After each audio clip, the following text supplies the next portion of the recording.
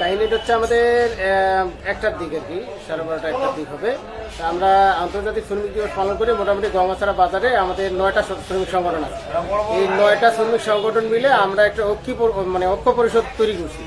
এই ঐক্য পরিষদের আমি হলাম সেক্রেটারি।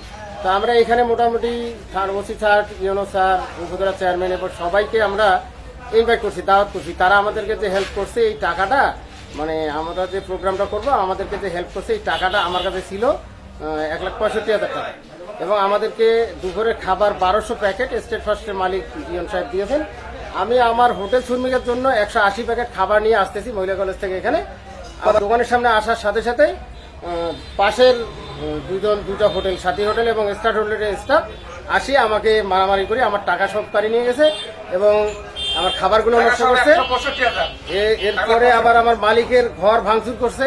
এমন ওনার ক্যাশে কি কি ছিল এটা আমি শিওর বলতে পারবো না, তবে আমার পকেটের 1,65,000 টাকা নিয়ে গেছে এবং এটাই ওদের উদ্দেশ্য হলো যে টাকাটা ওরা মেরে দেবে। তো মে দিবস পালন করেছিল এরা হাই স্কুলে অনুষ্ঠান চলছে, ওখানে মোটামুটি সবাই উপজেলা chairman, union chairman, OC sir এবং আরো অন্য তৃণমূলের সংগঠনের লোকজন সবাই ওখানে মিটিং করতেছে। আমার কাছে চাবিটা চাইলো আমার হোটেলের স্টাফ। আমি চাবিটা দিয়ে পড়াই আমার ছোট ভাই দ্বারায় চাবি দেওয়ার পরে এরা খাবার নিয়ে আসবে, আমার হোটেল থেকে বিতরণ করবে।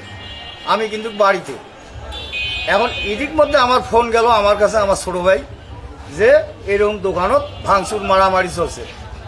আমি আসি দেখি আমার ক্যাশোলটা এই দোকানের ভাঙচুর ইত্যাদি ইত্যাদি এগলে।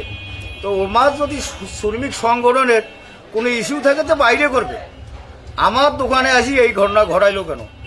আমি আরও একটা ব্যবসা করি, আমার গমের ব্যবসা আছে, সেখান থেকে আমার টাকা এখান থেকে সাপ্লাই হয়। আমার সে টাকাও নাই দয়ারের, 4 লক্ষ টাকা আমার নাই।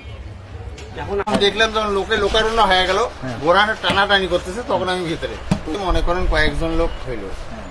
হওয়ার পরে এখন মারামারি শুরু হয়ে গেল, বোরহানকে নিয়ে টানাটানি করতেছে। এই করতে করতে লোকজন বাড়ি গেল, তখন আমি আমার দোকানে চলে গেছিলাম এইখান থেকে।